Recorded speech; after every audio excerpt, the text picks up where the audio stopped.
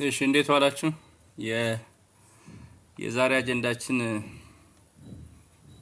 ስለ ዘይት ማበልጸግ ነው የሚሆነው። ከይቅርታ ጋር የዘይት ማበልጸግ ነው። በተለይ ዘይት አምራቾች በአነስተኛነት የምታመርቱ እንድትገቡ ነው ዋናው አላማው። እሺ በቻላችሁት አቅም ሌሎቻችሁ ኢንቦክስ አድርጉልኝ። ዶክተር እንዴት ነህ? ታንኪዩ። የዛሬው አጀንዳችን ዘይት ማበልጸግ በአነስተኛ ጨማቂዎች ላይ ያመጣ ያለውን ችግር ነው የምንወያየው። ስለዚህ ዛሬ የህብረተሰብ ጤናን ከአነስተኛ የዘይት አምራቾች ጋር እንዴት እናስታርቃለን ነው የሚለው ቶፒካችን። ሌሎቻችሁ ግን ገብታችሁ መስማት ትችላላችሁ። የበለጠ ግን ዘይት አምራቾች፣ ኢንዱስትሪዎች፣ ተቆጣጣሪዎች ይሄንን የዘይት ጉዳይ እንዴት እናርግ የሚለው መነጋገር እንችላለን።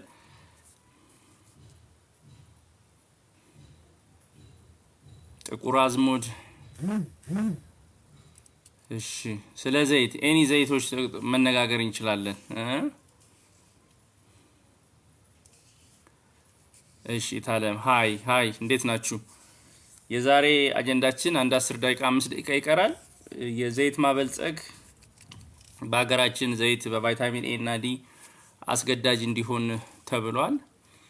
ስለዚህ ይሄ ግን በአነስተኛ የዘይት አምራቾች ላይ ችግር እያመጣ ነውና እሺ መልስልኝ ሪም። እሺ ኤልያስ ቆይ ከይቅርታ ጋር ዛሬ አጀንዳውን ተከተሉትና የዛሬ አጀንዳችን የዘይት ማበልጸግ ጉዳይ ቫይታሚን ኤ እና ዲ ዘይት እንዴት ይበለጽጋል የሚለውን ጉዳይ ነው የምንወያየው። በተለይ ኑግ ዘይት ምን ትላለህ? አሪፍ ነው ኑግ ዘይት። ስለሱ ነው ገብተሽ አያንቱ በኋላም ብትነግሪኝ ደስ ይለኛል። የኑግ ዘይት በጣም አሪፍ ነው። ዛሬ የምንወያየው ኑግ ዘይት ግን እንደዚሁ ባለበት ጨምቆ መሸጥ እየተከለከለ ነው። አታለም አመሰግናለሁ። እሺ እግዚአብሔር ይስጥልኝ። የለምን ዘይት መበልጸግ ሃይ ኒው ፌስ እንዴት ነሽ? ሰላም ነው። አነስተኛ ዘይት የሚገጥሟቸው ተግዳሮቶች የህብረተሰብ ጤናን እንዴት እናርግ ነው። እሺ መሊና ሌላ ቀን እንትን እንበል። ዛሬ ውይይት አጀንዳችን የዘይት ማበልጸግ የህብረተሰብ ጤናን ከአነስተኛ አምራቾች ጋር እንዴት እናርግ ነው የሚለው።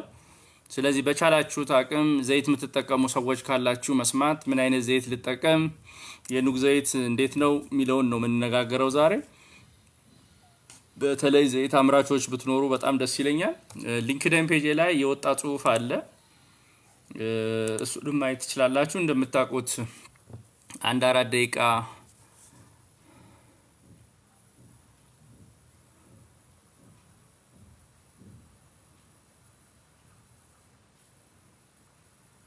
ሪም ቴምር ልጅባ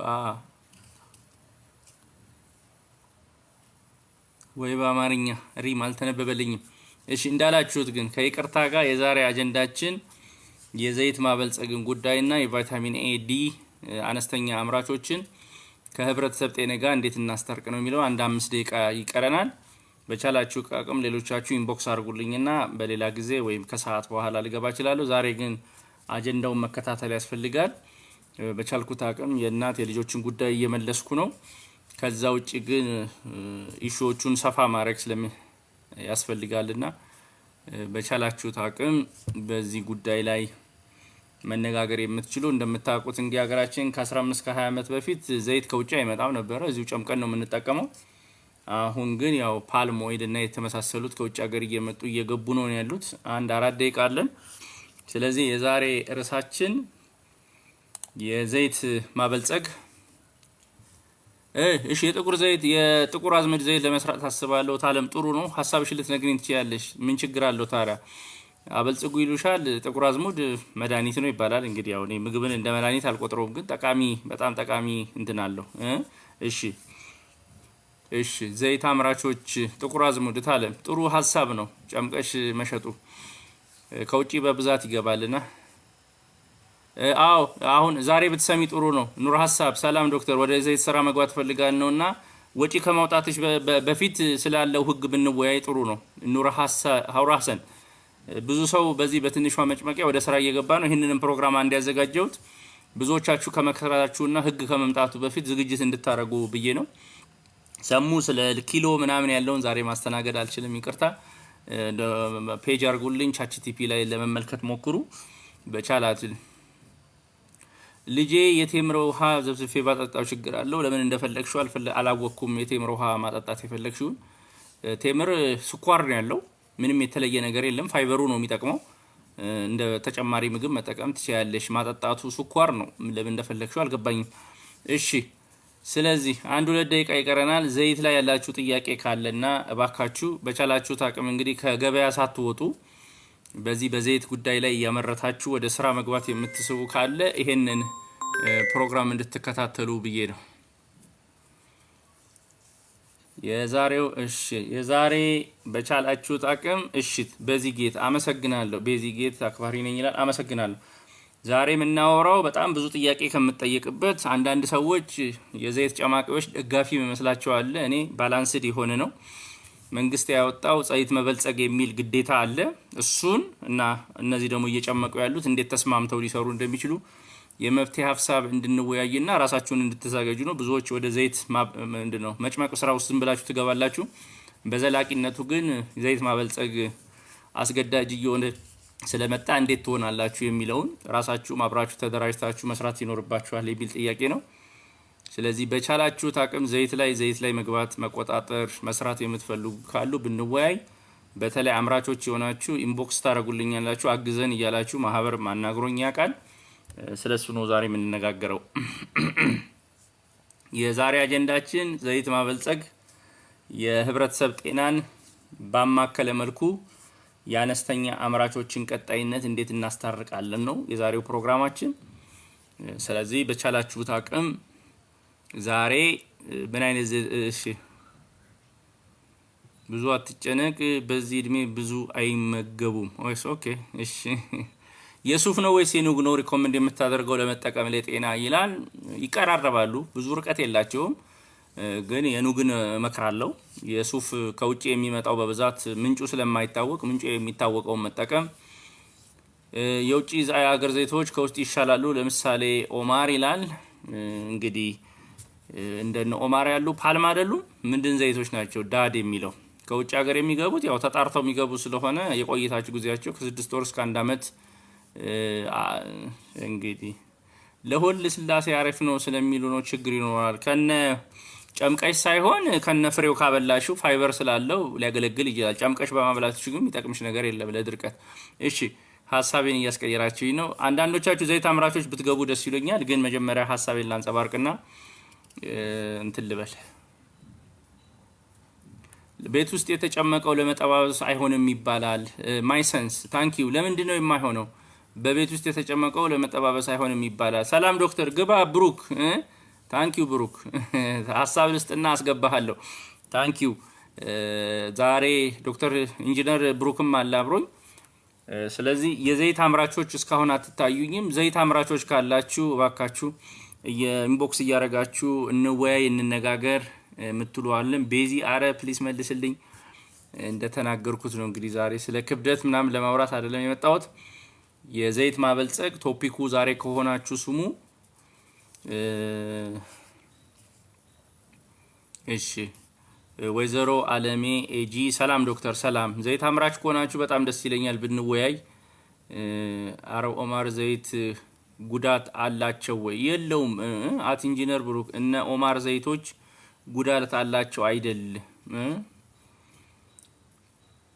አጠቃቀም ነው ዋናው ወሳኝ አጠቃቀም አንዳንዶቻችን ራሳችን ሳንጠነቀቅ ነው ችግር ይመስል እሺ 5 ሰዓት ሞልቷል በቻልኩት እጀምራለሁ ስለዚህ እንኳን ደህና መጣችሁ የዛሬ ፕሮግራማችን የዘይት ማበልጸግ ወይም ኦይል ፎርቲፊኬሽን የሚባለውን የህብረተሰብ ጤናንና የአነስተኛ አምራቾችን ቀጣይነት እንዴት እናስታርቅ ነው የምንለው እንደምታውቁት እንግዲህ ሀገራችን ከ20 ከ30 አመት በፊት ዘይት የምትጨመቀው የሚመጣው ከውጭ ሀገር አይደለም ፓልም ምናምን የሚባል ዘይት የለም ያው በየሰፈራችን ኑግ ሰሊጥ ተጨምቆ ነው የምናረገው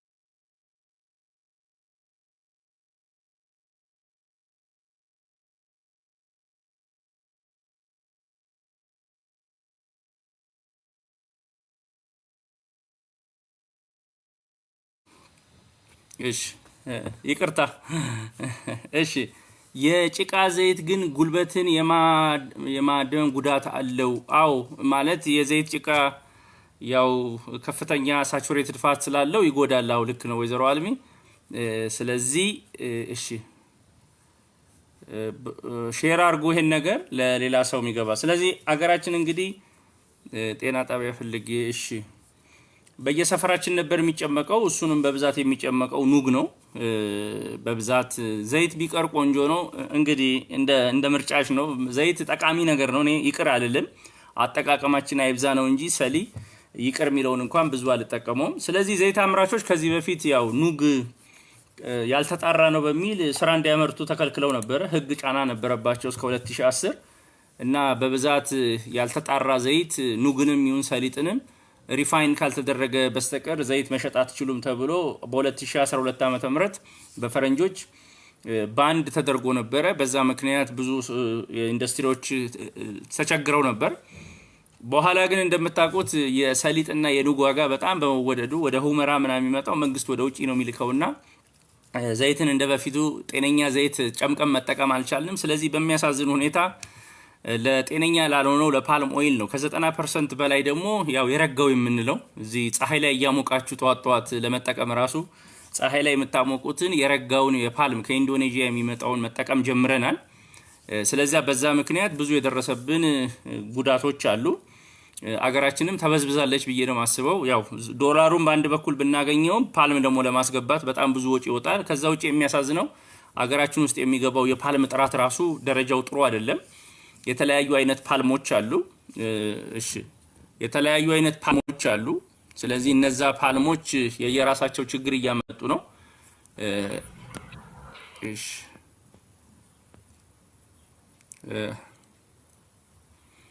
የየራሳቸው ችግር ያመጣሉ ስለዚህ ፓልም በመጠቀማችን የደረሰብን ጉዳት በጣም ከፍተኛ ነው ስለዚህ ፓልም በአገራችን እንግዲህ ለረጅም ጊዜ ስንጠቀመው ስንጠባበስበት ሁሉም ጉልበቴን ተይያለው ይያለ የተቸገርንበት ጊዜ ነው ስለዚህ አሁን ደግሞ ያንን ተሻግረን ስንጨርስ ደግሞ መንግስት ያወጣው በቫይታሚን እና በሚኒራል ማበልጸግ የሚባል ነገር ደግሞ ተጀምሯል ስለዚህ ያ ደግሞ ያመጣብን ችግር አለ ስለዚህ ዘይት አምራች ሆናችሁ ሐሳብ ያላችሁ ይሁን የመጣባችሁን ህግ እንዴት ነው ልትወጡት የምትችሉት በጣም ነው ለህዝብ ጤና የሚሰሩ ጥራታቸው አመሰግናለሁ ታለም እሺ ታንክ ዩ ማለት አገር ውስጥም የሚሰሩት የራሳቸው ችግር አለባቸው ማምራቻ ቦታዎቻቸውን ብታያቸው ንጽህናው በጣም ያስፈራል አንዳንዴ የኑግ ዘይት ነው ይያሉ ይቀላቅላሉ ከለውዝ ከበቆሎ ጋር ያው ጭቃው ሆኖ ስለሚወጣባቸው ስለዚህ አምራቾቻቸው ራሳቸው ያላረጉት ነገር ችግር ሆኖባቸዋል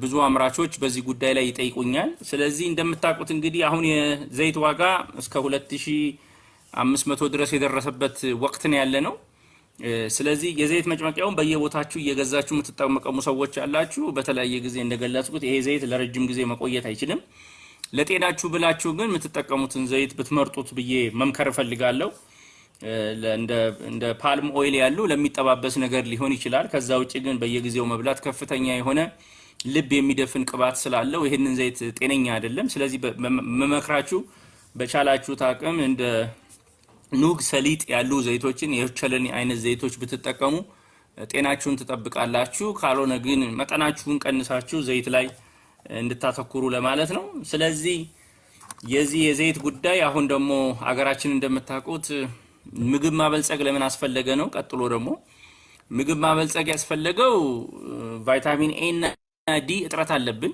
ያው ፀሐይ አለብን ምንም ብዙዎቻችን ለምግብ አናገኝም እንደ አሳ ምናምን የማሉት ነገሮች ስለማናገኝ ብዙ አቅም አናገኝም በዛ ምክንያት ኢትዮጵያ በቅርቡ በ2021 የማበልጸግ ህግ አውጥታለች ማንኛውም ዘይት ዱቄትና ጨው ሳይበለጽግ መሸጥ የለበትም ብላለች ስለዚህ በዚህ ምክንያት እየመጣብን ያለ ለውጥ አለ ስለዚህ እነዚህ አምራቾች ይሄንን በዘይት ላይ መጨመር ያለባቸው ነገር ካልጨመሩ በስተቀር አይቀጥልም ማለት ነው ስለዚህ አሁን በዚህ ሐሳብ ላይ ውይይት ማድረግ እንችላለን በቻላችሁ ታቀም ከዚህ አጀንዳ ጋር የተያያዙ ጥያቄዎች ላይ ብቻ አተኩረን መነጋገር እንችላለንና አሁን ላስገባችሁ ይችላል ብሩክም አይቼ ነበር መሰለኝ ሐሳብ መስጠት ይችላል go ahead ብሩክ ይሰማል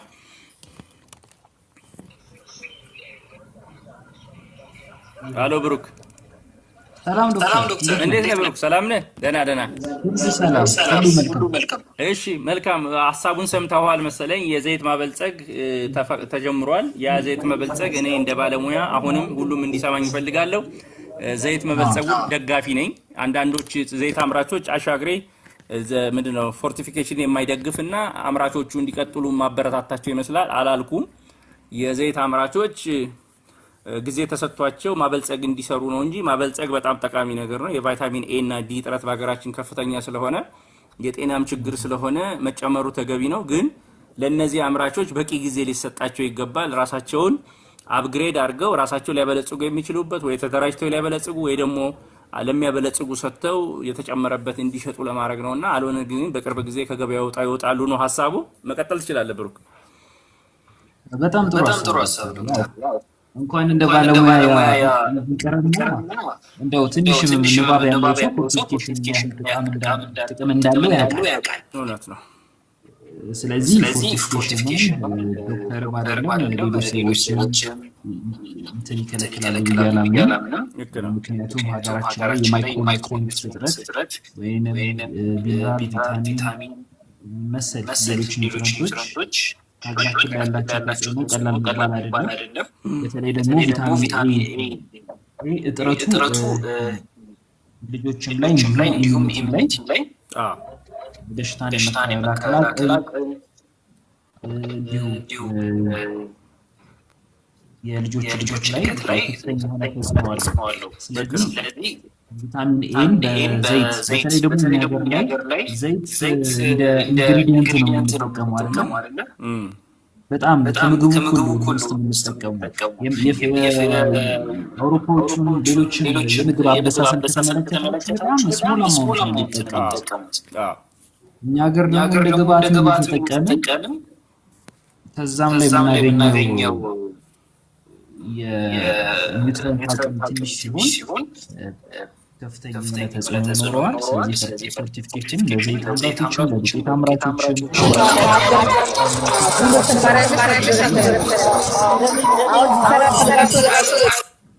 እሺ ቀጥል። ስለዚህ ለሁሉም ምግብን ፕሮሰስ ለሚያደርጉ ፋብሪካዎች በአጠቃላይ ፎርቲፊኬሽን ጠቃሚ ነገር ነው ብዬ አስባለሁ። ጥሩ። ስለዚህ ሁለተኛውን ሀሳብ ነው ጠቃሚነቱን እንግዲህ ሁሉም ዘይት አምራቾች ይኸው አንተም ብለሃል፣ እኔም ደግሜ አገራችን ይህንን እድል ማጣት የለባትም። ልጆቻችን የቫይታሚን ኤ እና ዲ እጥረት ከፍተኛ ያለባቸው ከምግብ ማግኘት አንችልም። ምግቦቹ ውድ ናቸው። ቫይታሚን ኤ ዲ የሚገኝባቸው እንደ ጉበት፣ ስጋ፣ አሳ በጣም ውድ ናቸው። ለማንኛውም ህብረተሰብ በብዛት የምንጠቀመው ቆንጮ፣ እንጀራ፣ በቆሎ ስለሆነ ለኛ ህብረተሰብ በጣም ከባድ ነው። ምግብ አሁን ዋጋውም እየተወደደ ስለሆነ እነዚህ ነገሮች በቀላል ከምግብ ማግኘት አይቻልም። ማበልጸግን ከመንገራችን በፊት ምን መክረው ምግብ ተሰባጥሮ እንዲበሉ ነው። ምግባችን ቢሰባጠር በተሻለ አቅም ሁሉን ነገር እናገኝ ነበር። በዛ ተጨማሪ ደግሞ አንዳንድ ምግቦች ሁሉን ነገር ላይይዙ ይችላሉ። በዛ ምክንያት ማበልጸግ እኛ ሀገር ብቻ አይደለም፣ ስዊድንም ኖርዌይም ትልቅ የሚባሉ ሀብታም የሚባሉ ሀገሮች ራሱ ያበለጽጋሉ። እንደኛ ሀገር ደግሞ ማይክሮኒውትሪየንት ዴፊሺየንሲ ባለበት ሀገር ማበልጸግን እንደ ዓላማ ሁላችንም ልንስማማበት ይገባል። ስለዚህ ማበልጸግን ተገቢ ነው። አሁን ቀጣዩ ጥያቄ ደግሞ ሲበለጽግ ትልልቆቹ ማበልጸጊያ ፕሪሚክስ እና ዶዚፋየር አላቸው። ግን እነዚህ አነስተኞቹ እንደምታውቃቸው ትንሽዬ መጭመቂያ ማሽን ያላቸውና በእንደሱ ጨምቀው ሳያጣሩ ፎርቲፋይ ማድረግ አይችሉም እና ቀጣይ መንገዳቸው ምንድነው የሚለው ነው ችግር የሆነውና በሱ ላይ ደግሞ ሐሳብ ብትሰጠኝ። በኢንጂነሪንግም ለነዚህ አምራቾች ቀጣይ መንገዱ ምንድነው? አንዳንዶች አሁን ተነስተው ገንዘባቸውን አውጥተው ወደ ዘይት ጨመቃ ቢዝነስ ውስጥ ይገባሉ።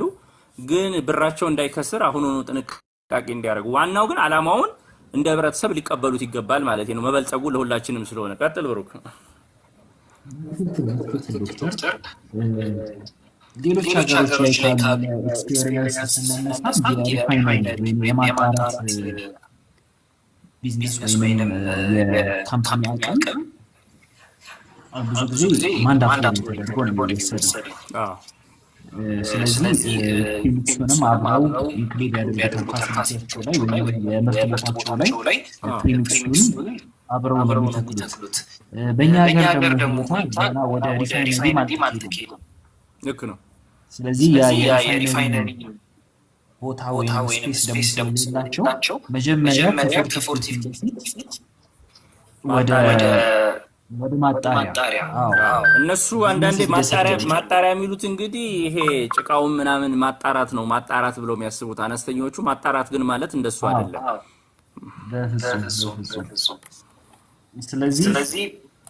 ስለዚህ ቶታሊ አምራቾቹ ጋራ የማይንድ ወይንም ያዌርነስ ችግር። እሺ አዎ። ስለዚህ እስኪ የተወሰኑ አምራቾች ካሉ ቢገቡ ቤቲ ብሌን ከዘይት ጋር ከተያያዘ ቢኒያም ምትታዩኝ ሰዎች አለና ሐሳባችሁ ከዚህ አጀንዳ ጋር የተያያዘ ከሆነ ሐሳባችሁ ማንሸራሸር ትችላላችሁ። ቤቲ ቢኒያም ማይካችሁን ከፍታችሁ መናገር ትችላላችሁ። ብሩክ ግን አንተ ስታስበው መንገዱ ምንድነው? መንግስት እንግዲህ የኢትዮጵያ የማበልጸግ ስቲሪንግ ኮሚቴ 3 አማራጮችን አስቀምጧል ለነዚህ አምራቾች። የመጀመሪያው የሚለው እነዚህ አነስተኞቹ ወደ ከፍተኛ ደረጃ ማጣሪያ ገጥመው ፕሪሚክስ ገዝተው ማበልጸጊያ አድርገው ፊደር አድርገው እንዲሰሩ ነው። ቀጥሎ ደግሞ ሁለተኛው እንዲሰባሰቡ ነው። በክለስተር ሼር ተቀብለው እነዚህ አምራቾች በጠቅላላ አንድ የዘይት ማምረቻ ቦታ ላይ ተሰባስበው በራሳቸው ኮመንሊ ሁሉም የጨመቀውን ደግሞ በጋራ የሚያበለጽጉበትና እንደ አክሲዮን ሆነው በጋራ የሚሰሩበትን ነው። ሶስተኛው አማራጭ ደግሞ ያመረቱትን ዘይት ግብአት ለትልልቆቹ ሰጥተው ትልልቆቹ አበልጽገዋቸው አሽገው ሂሳቡን እንዲካፈሉ ነውና ይሄን መንገድ እንዴት ታየዋለህ? እኛ ሀገር እንግዲህ አበሻ አብሮ መብላት ነው እንጂ አብሮ መስራት ችግር ነው። በየሰፈሩ ተበጣጥሶ የጤንነት ችግርም ስላለ ህገወጠኝነቱም ስላለ የሚቀላቀለው ነገር ብዙ ስለሆነ ፈንገስም የተጨመረበት ብዙ ሌብነት የሚሰራበት ስለሆነ እነዚህ አምራቾችም ተሰባስበው ወደዚህ ሊገቡበት የሚችለው መንገድ እንዴት ትላለህ? ጓሄድ ጥሩ አማራጭ ነው። ግን ሌላ እንደ አማራጭ አለ። እሺ የቀረው አማራጭ ምንድነው? ባች ፎርቲፊኬሽን የሚባል ነገር ነበር። ኦኬ እሺ የባች ፎርቲፊኬሽን ምንድነው?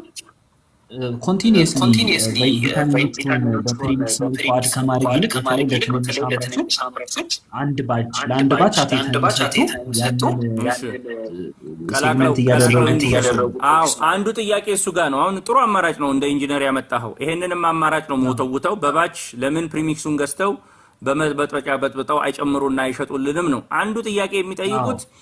መጀመሪያውን ሪፋይንድ አይደለም ነው እነዚህ በክሩድ ስለሚሸጡት አይደለም እንደወረደ ስለሚሸጡት ቫይታሚን ኤ እና ዲ ኦክሲዳይዝ ያደርጋል ነው። ፍሪ ራዲካል አሲድ ቫልዩ ካልጠፋ የዘ ስቴቢሊቲ ኦፍ ዘ ቫይታሚን ኤ እና ዲ ዲፊካልቲ ይሆናል ነው የሳይንቲፊክ ጀስቲፊኬሽናቸው። በሱ ላይ ምን ትላለህ?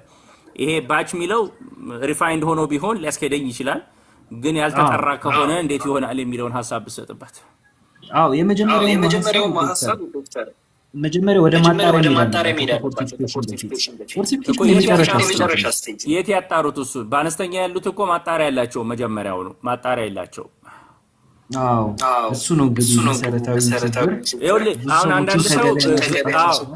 አሁን አንዳንድ ሰው ይኸው እዚህ ጽሁፍም አለ ሊንክደን ላይ በሸጋ ሚዲያ የተዘገበ ከዚህ በፊት የወጡት በፎርቲፊኬሽን አይደለም ባይዘው በማጣራት ችግር ነው መጀመሪያ እንዲወጡ የተጠየቀው። ፎርቲፊኬሽን ዛሬ የመጣ ጉዳይ ነው፣ ማበልጸግ አሁን የመጣ ጉዳይ ነው። በፊት ግን መንግስት ከልኩላቸው የነበረው የዘይት መጠኑ ያልተጣውን ለምሳሌ ቨርጂን ምንድነው ኦሊቭ ኦይል አለ ተጨምቆ ቀጥታ ለህብረተሰቡ ቢሸጥ እና አንዱ ጥያቄ የሚያለኝ በዚህ ጉዳይ ላይ ለቨርጂን ኦይል ከተፈቀደ ለምንድን ነው ለኑግ የሚለውን ሳይንቲፊክ ጥናት የላቸውም እነዚህ የመንግስት አካላት? አሁንም ፍጥጥ ብለዋል። እኔ እየተከራከርኩ ያለሁት ለአምራቾቹም እየተከራከርኩ ያለሁት የኑግ ዘይት የተጨመቀው ቀጥታ እንደ ኦሊቭ ኦይል ቨርጂን ለምንድን ነው የማይሆነው የሚለውን ብታስረዳኝ።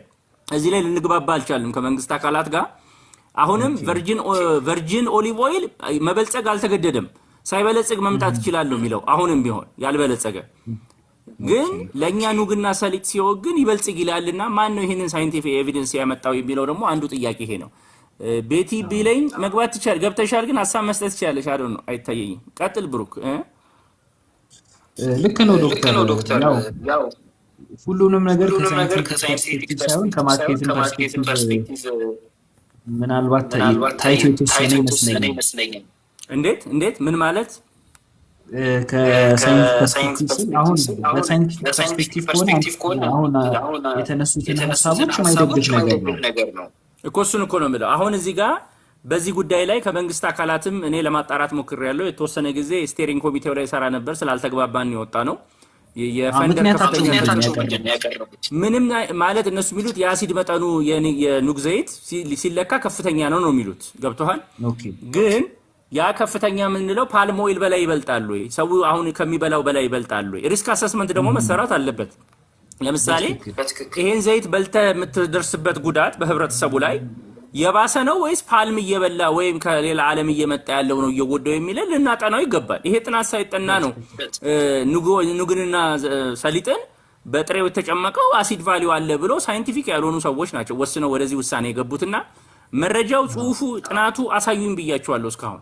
ስለዚህ እዚህ አምራቾች ካላችሁ አንዱ ልትይዙልኝ የሚገባው ቨርጂን ወይም ቨርጂን ኦሊቭ ኦይል ኢትዮጵያ ውስጥ ሳታበለጽግ ይፈቀዳል። ለምንድነው ኑግና ሰሊጥ ግን ሳይበለጽግ የሚለው በምን ኮንሰፕት ነው የመጣው የሚለው የመንግስት አካል መልስ ሊመልስ ይገባል። እኔም የሳይንስ ባለሙያ ነኝ፣ የሚካሄደውን አውቀዋለሁ። ለዚህ በቂ ጥናትና ምርምር አልተካሄደም።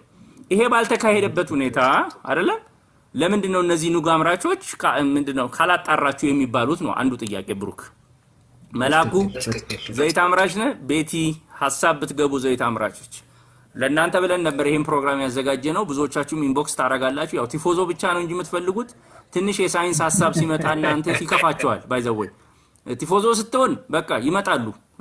እሺ ትንሽዬ ግን እንዲያርጉ ካልካቸው ይከፋ። እሺ ግሩም ዘይት ገብታለችና ሐሳብ ብትሰጥ ግሩም ዘይት ጥሩ ስራ ነው የምትሰራውና በዚህ ላይ ሐሳብ ብትሰጥ ግሩም ዘይት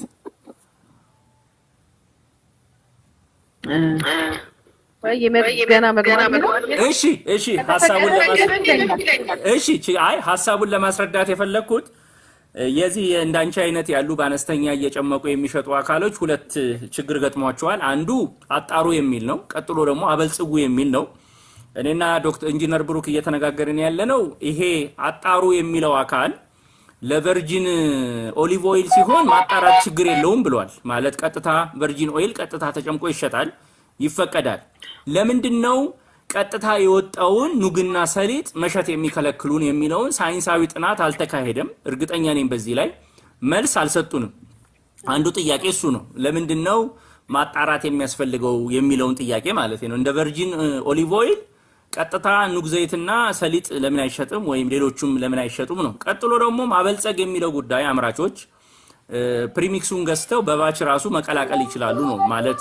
በፕሪሚክሱንና ፊደሩን እንኳን መግዛት ባይችሉ አይደለም በአንድ ባች በታንከር ውስጥ አድርገው ፕሪሚክሱን ጨምረው በመቀላቀል በሱ አበልጽገው እንዲሸጡ ለምን አይፈቀድም ነውና በዚህ ላይ ሐሳብ ካለሽ እንድትነግሪኝ ለማለት ነው። ጓሄድ በጣም አመሰግናለሁኝ። ስለዚህ አንተ ለተነሳበት ኢኒሺዬቲቭ ይሄ ጥያቄ የኔም ነው። ባለፈው ማውርቻለሁ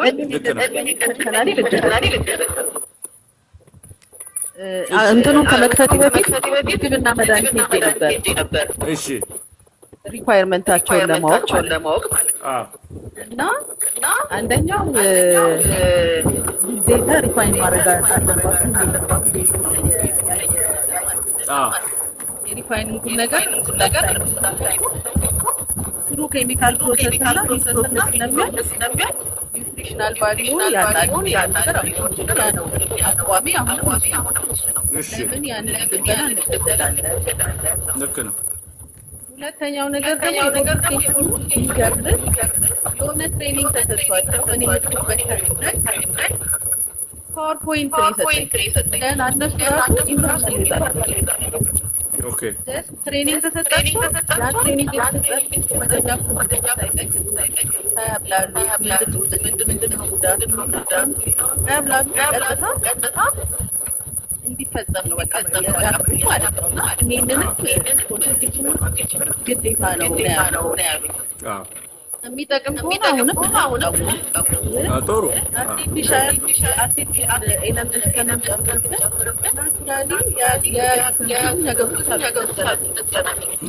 እንደ ኤክስትራ ቨርጅን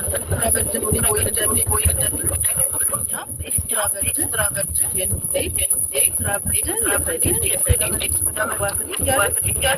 ዋይና ሀገራችን ማንጠቀም ፎር ኤክስፖርት ኦንሊ ተብሎ የሚላክ ነው የሚመጣው ወይ ማይጠቀም ነገር ለኛ እየላክ ነውና ይህንን አሁንም በማህበራዊ ተደራጅተን ቻሌንጅ በኢንዲቪዱዋሊ ግን እናንተ ሳይንቲፊክ በሆነ መንገድ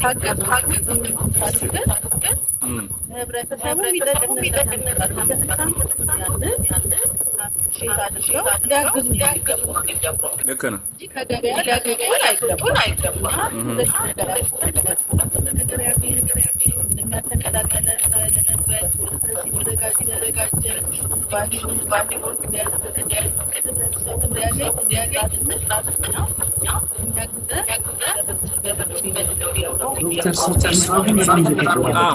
ድምጽ ትንሽ ርቋል። ባክግራውንድ ያለሽበት ቦታ ነው መሰለኝ። ሐሳቡ ገብቶኛል።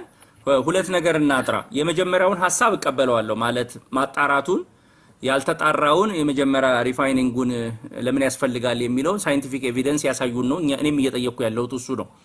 ሁለተኛ ያቀረብሽው ጥያቄ ግን ያልበለጸገው ጤናማው ዘይት በራሱ በቂ የሆነ ቫይታሚን ኤ እና ዲ የለውም። ቫይታሚን ኬን ያለው ቤታ ካሮቲን አለው እረዳለሁ። ግን ይሄ ማለት ዘይት በራሱ ቫይታሚን ኤ እና ዲ ከፍተኛ ነው የሚለውን ማጥራት ያስፈልጋል። ማለት የለውም።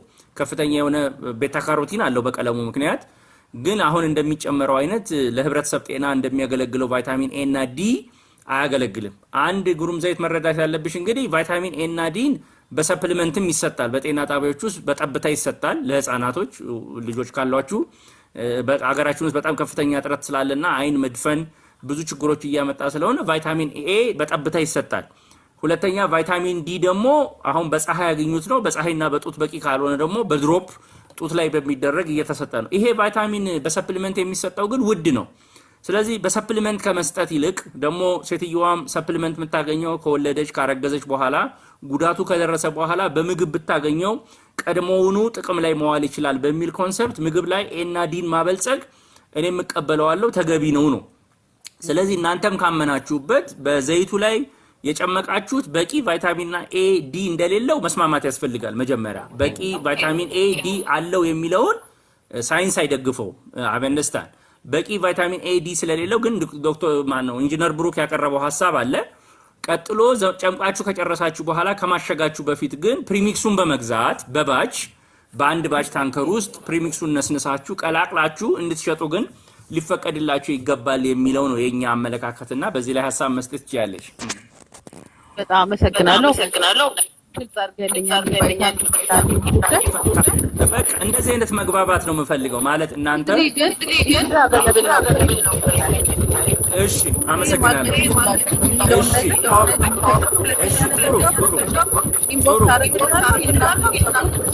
እሺ ጥሩ አድርገሻል። ስለዚህ የመጀመሪያውን አብረን ወጥረን እንከራከራለን። እንደ ቨርጂን ኦይል ኤክስትራ ቨርጂን ኦይል ቀጥታ የተጨመቀ ዘይት ሪፋይንድ ሳይደረግ ሊፈቀድልን ይገባል ነው።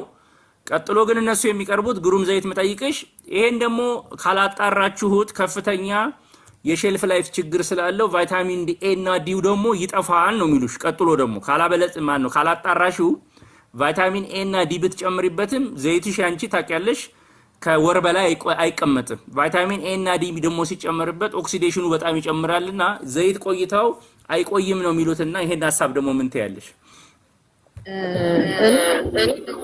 ሴት ላይፍን በሚመስል ማቆያ ከሚጨምርበት እኛው ተመረጠ መዳወት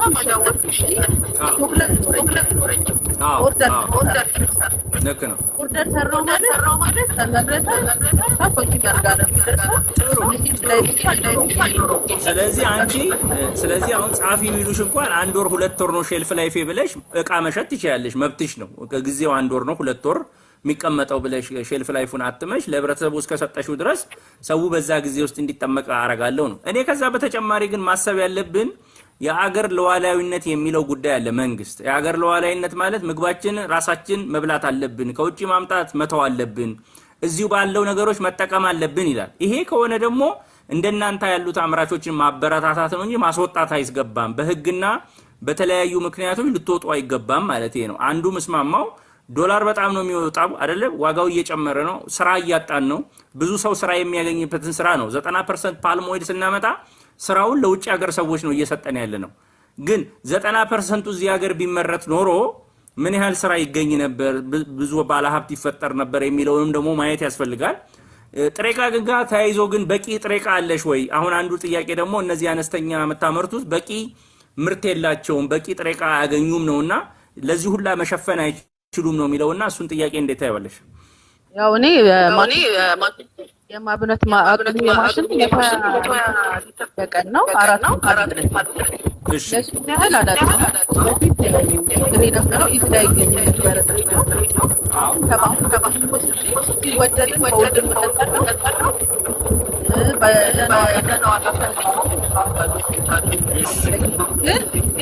እንደ አገራችን እንደመመረ ዋጋው በጣም ጥያቄ ይገባል። እውነት ነው። ለኤክስፖርት ነው እኛውን እኔ ለምሳሌ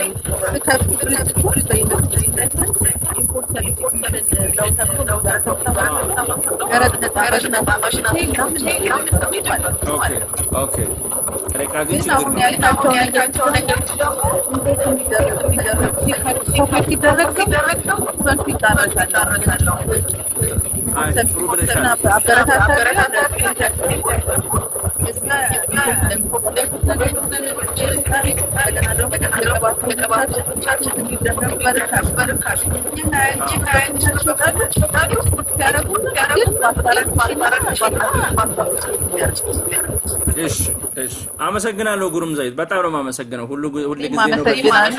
በጣም እግዚአብሔር ይስጥልን። እንወያያለን። አመሰግናለሁ። እሺ መልካም። እሺ ምንም ችግር የለም። መልካም። እሺ ብሩክ ቀጥል፣ ሀሳብ ካለ አሁን በተነጋገርንበት ጉዳይ። ጥሩ ዶክተር ያው የፕሪሚየር በእኛ ሀገር ላይ ከክሩድ ኦይል ወደ ሪፋይነሪ ራሱ አንዳንድ ኢንቨስትመንቶችን እያየሁ ነበር። ምናልባት ቃላላዎች ካሉ ግን በጣም ከፍተኛ ኢንቨስትመንት ነው የሚፈልገው። ይሄ ራሱ ትራንዚሽን ልክ ነው። እኛ ሀገር ላይ ደግሞ በቂ የሆነ ዝግጅት እንዲሰጣቸው እና ጊዜ እንዲሰጣቸው አንዳንድ ጊዜ በተለይ በፕሮጀክት ሌቭል የሆኑ ግራንቶችን የተመረጡ የፕሮጀክቶችንም ለማገዝ የሚመጡ ሪሰርች ሌሎች ፈንዶች ያስፈልጋሉ ብዬ አምናለሁ። እሱ ላይ ሪዘርቬሽን አለ። አላማውን እንድነግር ማለት ነው። ባይዘው ወይ ፕሮጀክቶች መጀመሪያ እኔም የተለያዩ ድርጅቶች ምንድነው እርዳታ ድርጅቶች ውስጥ አብሬ ሰርቻለሁና ለምንድን ነው እንደዚህ ያህል ለኛ ተጨንቀው ላለው ያስ ችግሩ እረዳለሁ ያለውን እጥረት ለመፍታት ነው። አት ሴም ታይም ግን እነዚህን ፕሪሚክስ የሚሸጡት ከዚህ ጥናት በኋላ እነዚህን ድርጅቶች የሚረዱ ኮርፖሬቶች አሉ። ፕሪሚክሱን የሚሸጥ ፊደሩን የሚሸጥ ካምፓኒ አለ። አበንደስታ ችግሩን ስቴት ካረጉልህ በኋላ አይደለም ቫይታሚን ኤ ዲ እጥረት አለብህ ይለዋል። ጥናት ይጠናል አይደለም፣ ቤዝ ላይን ይጠናል፣ ችግሩ ይታያል። ከዛ ይሄ ነገር ማንዳቶሪ መሆን አለበት ይባላል። ከዛ ቃውን ላምጣ ስትል አንተ ከየትም ኢትዮጵያ የላትም ፕሪሚክስ የላትም እና ኦልሬዲ አሁን አንድ ካምፓኒ ሳንኩ የሚባል ገብቷል ኢትዮጵያ ውስጥ በቃ ሞኖፖሊ ይዞታል።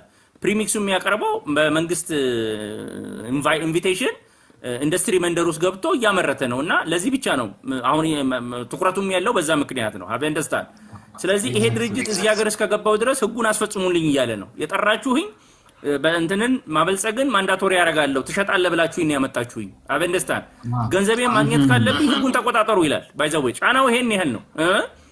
አበንደስታን አንዳንዴ እኛም ባለሙያዎች እንገባና ውሎ አበል ምናምን ተቀብለን እንግዲህ ህጉን አጸድቀን እንመጣለን። አበንደስታን እኔ ፎርቲፊኬሽን አይጠቅምም አይደለም እያልኩ ያለሁት ይጠቅማል። ግን ስንገባ ኢኮኖሚክ ኢንዲፔንደንሱ ደግሞ በጣም ከባድ ነው። ፊደሩ ራሱ ይሄ ማሽኑ እነ ቡለር ምናምን ነው የሚሸጡልህ። ባይዘው ከባድ ነው ፕሪሚክሱን ፊደሩን ማግኘት ራሱ። ስለዚህ በፊት የሰራኸውን ጋፕ አሁን ገቢ ያገኙበታል እነሱ። ተገቢ ነው ግን ኢትዮጵያንን መሸከም ትችላለች ወይ ነው ጥያቄው። አበንደስታን ይሄንን መሸከም ትችላለች። እኔ እያልኩ ያለሁት ዘይት የበለጸገ ተጠቀማለሁ ካለ ባስገዳይ ሳይሆን ሰዎች በምርጫ በአቅማቸው የበለጸገ ተጠቀማለሁ ያልበለጸገ አልተጠቀምም ብለው አዌርነስ ኖሮ ነው እኔ እያልኩ ያለሁት። ይኑር ነው ሰዎች ግንዛቤ ኖራቸው አይ እኔ በለጸገ ብጠቀም ለልጄ ይጠቅመኛል ብሎ ይግዛሱ። አይ እኔ ደግሞ በየሰፈሩ ገዛለሁ ካለ መታው ሲገባ አበንደስታን ሁሉንም አስገዳጅ ያረግንበት መንገድ ነው ችግር ያለብኝ። እኔ አንድ የወጣሁትም ከስቴ ስቴሪንግ ኮሚቴውና ከእንደዛ አይነት ጥናት የወጣሁት በፓርላማ ሁሉ ላይ ይጽደቅልን በቃ ይሄ ነገር አስገዳጅ ይሁን ካለበዛ አይቻልም እንዲባል ተደርጎ ሁኔታው ባልፈቀደበት ሁኔታ ለምሳሌ ነው ጨውን በፓርላማ ነው የጸደቀው ጨው ማንንም ሰው ጨው አዮዲን ሳይጨምር አይደለም መሸጥ ቀላል ስራ ነው አበንስታን ጨውን ማበልጸግ በጣም ቀላል ስራ ነው ስለዚህ ለጨው አስገዳጅ የሆነ የጸደቀ የመጀመሪያው የፓርላማው ህግ አለ አበንስታን እሱ ተገቢ ነው ግን ዘይት 90% ከውጭ ሀገር በሚመጣበት ሁኔታ አይደለም የዘይት ስራችን እየቀነሰ በሄደበት ሁኔታ ይሄንን ህግ ጨምረ ደግሞ ያሉትን መግደል ተገቢ ነው ወይ ነው የኔ ጥያቄ ሐሳብ መስጠት ይችላል ብሩክ በተለይ ደግሞ እኛ ሀገር ላይ ያሉ ባለሀብቶችን መደቆስ በቃ መደቆስ አሁን ምንድነው በጤና ስምና በአንድ ነገር ምክንያት ባለሀብትነት ሀብታችንን ወደ ማን እያሸጋገርን ነው ወደ ውጭ ሀገር ባለሀብቶች እያስተላለፍን ነው አበንደስታ ሀገራችን ይልቅ ስራ እየወጣ ነው አገሪቷም ዶላር የሚያጥራት ለዚህ ነው ሁሌ ብድር ውስጥ የምትገባው በዚህ ምክንያት ነው ባይዘው አይኤምኤፍ የሚፈልገው ምን እንደሆነ ታውቃለህ አንድ የተበደረ ሀገር ብድሩን መመለስ የሚችለው ራሱ አገሩ ውስጥ ምርቱን ሲያመርተው ነው ገቢ ሲያገኝ ነው ከማስመጣት መላክ ነው የሚፈቅድልህ አበንደስታ ሻጭ መሆን ነው የሚፈቅድልህ የሀገር ውስጥ አምራቾች አቅማቸውን አደራጅተው ፎርቲፊኬሽን አንዳንድ ጊዜ ምንድነው ፎርቲፊኬሽን ዛሬ መጣች ሳይንስ አይደለም የቆየ ሳይንስ ብዙ እስከ ዛሬ ኖሯል አልተጎዳም ማለት አይደለም ታንክ ዩ ነገር ግን ይህንን ሳይንስ በሂደት ግን ማስኬድ እንችላለን ቪታሚን ኤ የግድ በዘይት ብቻ አይደለም ፎርቲፊኬሽን ታንክ ዩ በዱቄትም በሌሎች ነገሮችም ማምጣት እንችላለን በሰፕሊመንትም ማምጣት እንችላለን ሰፖርት ባላደረጉ ግን እነዚህ አምራቾች በሂደት ወደ ሪፋይነሪ ደግሞ ወደ ፎርቲፊኬሽን የሚሄዱበትን መንገድ በትክክል አጥንቶ መንግስት ይሄ ሁኔታ ባልተመቻቸበት ሁኔታ ይሄ ሁኔታ መንግስት ባላመቻቸበት ሁኔታ ህግ እንዴት ወደ መሬት ይወርዳል ነው የኔ ጥያቄ ሀበነስታን ይሄ ነገሮች ባልተሰሩበት ሁኔታ ፍጥነታችንና ነገሮችን መሬት የምናወርድበት ምክንያት ተገቢ አይደለም ብዬ ነው ማስበው ማለት ነው አበንደስታን በትክክል እንትን ኒው ፕሮዳክት ዴቨሎፕመንት ማርኬት ሴግሜንቴሽን የሚባል ኮርስ አስታውሳለሁና በተለይ እንደኛ አይነት ብዙ የህዝብ ቁጥር ያለበት ሀገር ላይ አምራች ብዙ አይደቆስም አሁን ህንዶቹን ካያችሁ ኢንዶኔዥያ ቻይና አሜሪካ ነጭ ገበሬዎቿን ትንከባከባለች እስከ ዛሬ ድረስ ከገበያ በትክክል ሰርፕለስ አምርተው እንዳይደፉ አሜሪካ ገዝታ ለሌላ ዓለም ትሸጣለች ባይዘው አሜሪካ አንዱ ከፍተኛ እርዳታ ድርጅት የሚሰራው ወዱ አይደለም ወደ እርዳታ ዩኤስኤድ ምናምን አይደለም የህፃናት አልሚ ምግብ ምናምን ይሰራል መሰለ ገበሬውንም ለመደጎም ነው የራሱን ሀገር ገበሬ አበንደስታ ምርት ሶያቢን ምናምን በቆሎ ከፍተኛ ምርት ስላለው ይሄንን ትርፍ ገበሬው ካልገዛው የአሜሪካ ዜጎች ያኮርፋሉ ነጩ ገበሬ ያኮርፋል አበንደስታ ስለዚህ እርዳታ ብለ ደግሞ መግባት አለብህ አበንደስታ መርዳት አለብህ ዓለምን እንደውም አንዳንድ ጉዳይ ላይ ጥናትም ሰርተው በማርኬቲንግ ይጠቀሙበታል ምንም ጥያቄ የለውም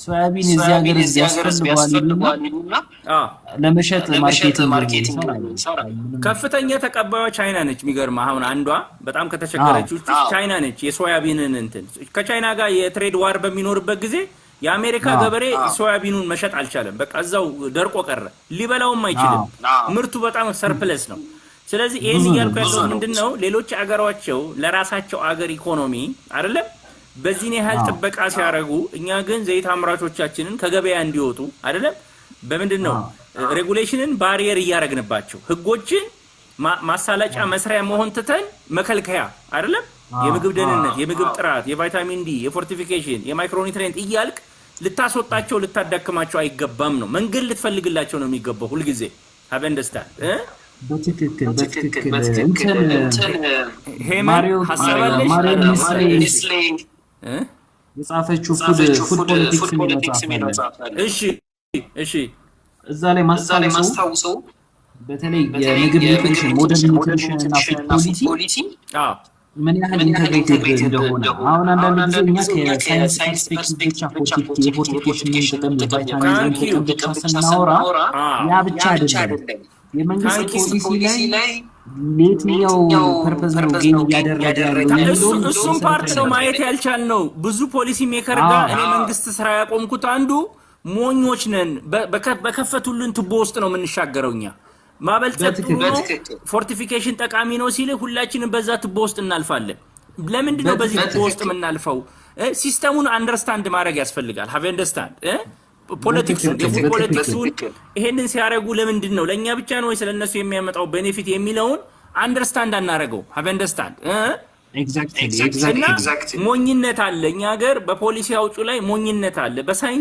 ሳይንቲስቱ ምን ይዛል መሰለ የተማረው ፎርቲፊኬሽን ጠቃሚ እንደሆነ ነው። ጋሪ ፈረስ ነው። ስለዚህ ሳይንሱ የሚነገረው ፎርቲፊኬሽን ብንጠቀም የህብረተሰብ ጤና ይፈታል ብሎ ያስባል። ትክክል ነው። ግን ከዛ ጋሪ ውጪ ዞር ብለህ ስታይ ይሄ ነገር ሲደረግ ከፎርቲፊኬሽን በጀርባ ሌላ ነገሮች ሊኖሩ ይችላሉ። ምን ሊያመጣብኝ ይችላል? በስራ በፉድ ሶቨርኒቲ ላይ በአገር ሉዓላዊነቴ ላይ አይደለም በሰስተናቢሊቲ ላይ በሀብት ጉዞ ላይ ባይዘው ቀኝ ግዛት እኮ ካሁን በኋላ በጦርነት አይደለም እኮ የምትገዛው በእንደዚህ አይነት ብልጠቶች እኮ ነው የምትገዛው። በትክክል እንትን እዛውም መጽሐፉ ላይ ይላል መሰለኝ። እሺ በተለይ መልቲናሽናል ኮርፖሬቶች ልክ እንደዚህ አይነት ጉዳዮች ሲፈጠሩ 5 ነገሮችን ይከተላሉ ይላል። የመጀመሪያው ጥሩ ኢንተረስቲንግ ነው። መጽሐፉ ካለ ሼር ታደርገኛለህ። ታንክ ዩ ሼር አረጋለሁ። ታንክ ዩ ኒውትሪሽናል ሪሰርች ይሰራሉ ነው። ይሄ this is what happens ጓይድ። እሺ ከዛ ፐብሊክ ሄልዝ ካምፔን ይሰራሉ ይላል። ኤግዛክትሊ በቃ አልቃህል ይለዋል። በጥናቱ መሰረት አልቃህል የለህም ሞታል ይለዋል። ሶስተኛ ዳያተሪ ጋይድላይን ያዘጋጃሉ። አንተ የምትላቸው ስቴፖች በጠቅላላ ሀገራችን ላይ ተካሂዷል። ሁሉም ላይ ነበሩ። ሎቢንግ ኤንድ ሌጂስሌሽን ነው። ታንክ ዩ ሎቢንግ ኤንድ ሌጂስሌሽን እያንዳንዱ ህግ አውጪ በኤንጂኦ ተቀርፍዷል። አምቴዲንግ ኮንፍሊክት ኦፍ ኢንተረስት እና በጥቅም ኮንፍሊክት ተይዟል። የመጨረሻው ሪሜዲውን ያመጡናል። ማርኬቲንግ ፕራክቲስ ነው እኮ ሶሉሽኑን ያቀርቡላል። ሶሉሽኑ ይሄ ነው። ማርኬቲንግ ፕራክቲሱ ማለት ፕሪሚክሱ ማሽኖቹ ምናምን እነዛን ይሸጣል። ይሄን ሼር አድርገኝና እኔ በራሴ መረዳት ነው ማለት አብሮ በመስራት ነገሩን አየውና እኔ አንዳንዴ እንደውም ከፈረንጆቹ ጋር እየተጣላው ብዙ ጥቅም ያጣሁበት ነገር አለ። ሆነስትሊ ራሴን ለማመጻደቅ ሳይሆን ነገሩን ስረዳው አይፈልጉኝም። በቃ አትጥሩት ነው የሚባለው። ይሄ ተቃዋሚ ነው። እኔ ቴክኒካል ኮሚቴ ውስጥ ነበርኩ፣ ደረጃ ዝግጅት ውስጥ ነበርኩ። ማበልጸግ አስገዳጅ እንዳይሆኑ በጣም ከመወተውት 8-9 ዓመት የመጀመሪያ ሲጀመር ሰዎች ውስጥ ነበርኩኝ። ኦነስትሊ በጊዜ ሂደት ግን በቃ ይሄ ተቃዋሚ ነው። እኔ ሳይንሱ ሳይገባኝ ቀርቶ አይደለም። ዳይናሚክሱን ቀድም ያልከው ፉድ ፖለቲክሱ ፐርፐዙ ኢንቴንሽኑ ፐብሊክ ሄልዙን ከመቅረፍ በጀርባ ብዙ ነገር አለው። ገብቷል? እንዳልከው ቤዝላይን ስተዲ ይባላል፣ ይጠናል፣ ችግሩ ይታያል፣ አልቃችኋል ይባላል፣ ፐብሊክ አለርት ይወጣል። ከዛ በኋላ ሎቢ ይደረጋል። እነዚህ ኢንስቲትዩሽኖች ሎቢ ይደረጋሉ። በጣም ያሳዝኑኝ። እኔ አንዳንዴ አልፈርድባቸውም፣ የመረዳትም ችግር ነው። አቤንደስታን አንተ እኮ ሰው ሲያታልል እንኳን ራሱ ማወቅ እኮ ችሎታ ይጠይቃል። ገብቶሃል? ትልቅ ኢንተለጀንስ ነው። በቃ ኢንተለጀንስ ነው። ኢንተለጀንስ ያለው ሰው ደግሞ እኛ ጋር ደግሞ ኢኮኖሚካሊ ዊክ ስለሆነ ቡሊ ለመደረግ በጣም ቅርብ ነን። አቤንደስታን ምን ችግር አለው ነው። አቤንደስታን ጥቅም ከመጣ ፕሮጀክት ከመጣ የሆነ ፈንድ ይዞ ከመጣ ግን እኔ ብያለሁ የመጀመሪያው የማበልጸግ ስብሰባ ስንሄድ ተቃውሜ ምን አልኳቸው? ይሄንን ያጸደቃችሁትን ዛሬ የሰጣችሁኝን አበል ብያችኋለሁ። ከ8-9 ዓመት በኋላ በዘይት በዱቄቱ ታስከፍሉኛላችሁ ብያለሁ። አቤንደስታን ፕሪሚክሱን ስለምከፍል ይሄው አሁን መክፈል ያልቀረም አበል የበላው መስሎኝ የሆነ ነገር የተዘናናውበት ገንዘብ ይኖራል። ጠቅሞኝም አያውቅም። እኔ አበል ገንዘብ እውነቴን ነው ሁሉ ነው የሚያደርገኝ። ስለዚህ ሁሉ ጊዜ የሆነ ፖሊሲ መጣ ማለት ከፐብሊክ ሄልዝ ኢንተረስት ይገናኛል ማለት አይደለም። እሱን ድርድር በጣም ጠንካራ ኢንስቲትዩሽን ኢንተለጀንት የሆኑ ስማርት የሆኑ ፒፕሎች ሊኖሩ ይችላል። ኔጎሺዬሽን ፓወርን ሊያስተካክሉልህ የሚችል እሱ በሌለበት ኢንስቲትዩሽኖች ደካማ አይደለም ነገሩን የማይረዱ ሊደርሺፕ ባለበት ሁኔታ አገር ትወረራለች። በቃ እኔ እሱን ነው እያልኩ ያለው። ሀሳብ ያላችሁ ሰዎች መናገር ትችላላችሁ። ስሜታዊ ሆነን መሰለኝ ዘይት አምራቾች ካለ መናገር የምትፈልጉ በዘይት ጉዳይ ነው እያወራን ያለ ነው። ሶሪ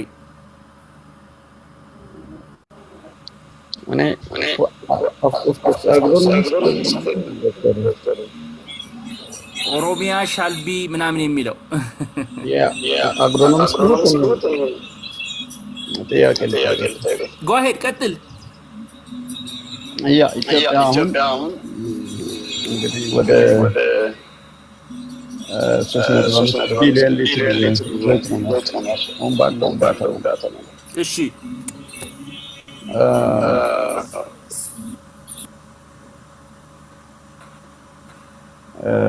በጣም ዝቅተኛ ኢትዮጵያ የሚቸው ስላለች በዚህ ዙሪያ ብዙ ይሰማሃል ብሩክ? ከተሰማ ብሩክ በኔ ሳይድ አይሰማኝም። ተሰማኝ አይደለም ድምጹ አይሰማንም። ይቅርታ ምናመርተው 3.5 ሚሊዮን ነው። በቂ ነው ወይ ነው መሰለኝ አገር ውስጥ የሚመረተው 3.5 ቢሊዮን ሊትር ነው የሚያስፈልገው። ግን የምናመርተው አንድ አስረኛ ነው። ልክ ነው። ጥሩ ጥያቄ ነው። go ahead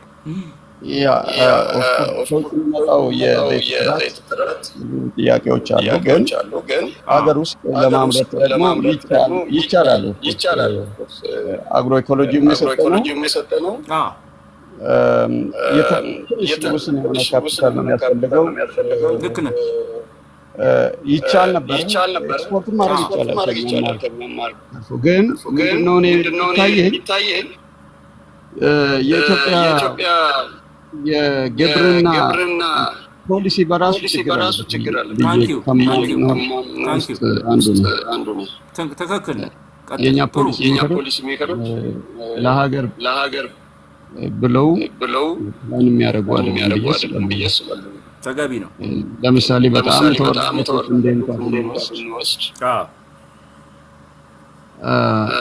አሁን መንግስት አምጥቻለሁ የሚለው ወደ 76 ሚሊዮን ሜትሪክ ቶን በአመት ለዛም ብዙ እንትኖች ሽፍት ተደርገው ማለት ነው። ለምሳሌ የመስመር ተደርገው የቬጂቴብል ፕራይሱ ሃይ ያደረገ ያለ ትክክል ነው። ፋው ግን 56 ሚሊዮን ሜትሪክ ቶን ስንዴ ነው ያው ሙስ ፕሮባብሊ ነው እረዳለሁ እና የኢትዮጵያን ፍላጎት ስናይ ግን ወደ 123 ሚሊዮን እና አሁንም ድረስ ጋፑ አለ ማለት ነው። ልክ ነው።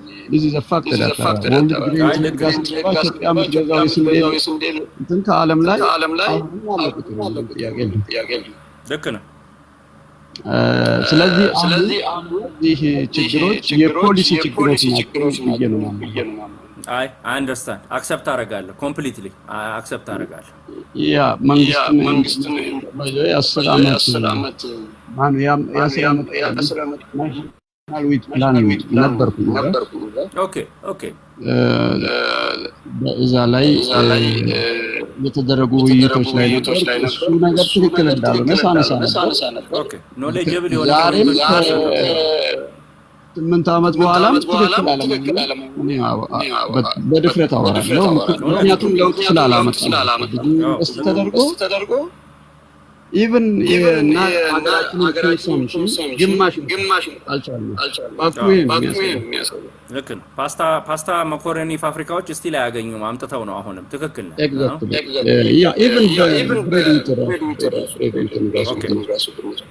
የዱቄት ፋብሪካዎች ከውጭ እያስገቡ።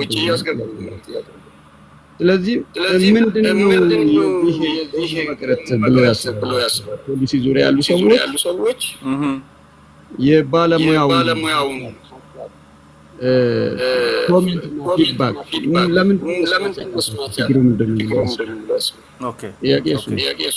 አይ ትክክለኛ ጥያቄና ቢግ ኤሌፋንት ኢን ዘ ሩም ማለት ትልቁ ጥያቄ ይሄ ነው።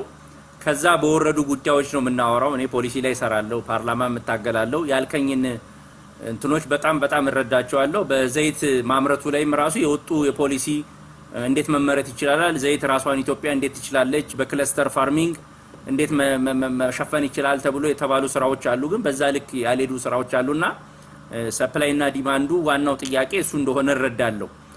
በአንተ አስተሳሰብ ግን አሁን የተነሳንበት ጥያቄ እነዚህ ዘይት አምራቾች አሁን በዚህም በተጨማሪነት ደግሞ በተለያዩ ህጎች በማበልጸግ በሪፋይነር እንዲዘጉ እየተደረገ ነውና በዚህ ላይ ነው እየተወያየን ያለው። ያንተን ሐሳብ ኮምፕሊትሊ አክሰፕት አደርገዋለሁ። ማለት ሃየር ሌቭል ማክሮስኮፒክ የሆነውን ፕሮብሌም እንዴት እንፈታዋለን የሚለው ኖሌጀብል የሆኑ ባለሙያዎች ሪኮመንዴሽኑ ለምን አይሰማም ሞክረናል many years honestly ከኛም በላይ የተሻሉ አንተም ሪፍሌክት እንዳረከው ብዙ መስተካከል ያለባቸው ነገሮች እንዳሉ አንዳልከውም ስንዴው ብቻ በመሰራቱ ድንቹ መሬቱ ለሱ እየዋለ ስለሆነ ከፍተኛ ውድነት አምጥቷል በሆርቲካልቸር ስራው ላይ ይሄ ኦብቪየስሊ የምናየው ስራ ነው ግን አሁን ባቀረብኩል ማይክሮስኮፒክ በሆነችው ሐሳብ ላይ እነዚህ አምራቾች እንዳይወጡ ምን ልናረግላቸው እንችላለን የሚለውን ውይይት ነው እንግዲህ አዌርነስ ለመፍጠር እየሞከርን ያለ ነው go ahead Yeah, of course, oil ቀደም እንዳልኩት 3.5 ቢሊዮን ሊትር የኢትዮጵያ ፍጆታና 10% ራሱ እኮ ሀገር ውስጥ እያመረትን በዚህ ዙሪያ ደግሞ ኢምፖርት ለማድረግ ብዙ ዶላሮች ይወጣሉ ሰብሲዳይዝ ይደረጋል ለምንድን ነው ሀገር ውስጥ ያሉ ሪፋይነሪዎችን ጠንከር አድርገን ማንደው አንድ እሱ ሁለተኛ ብዙ ኦይል ክሮፕ ኤክስፖርት ነው የምናደርገው ዘይቱን ደግሞ ኢምፖርት እናደርጋለን ተመልሰን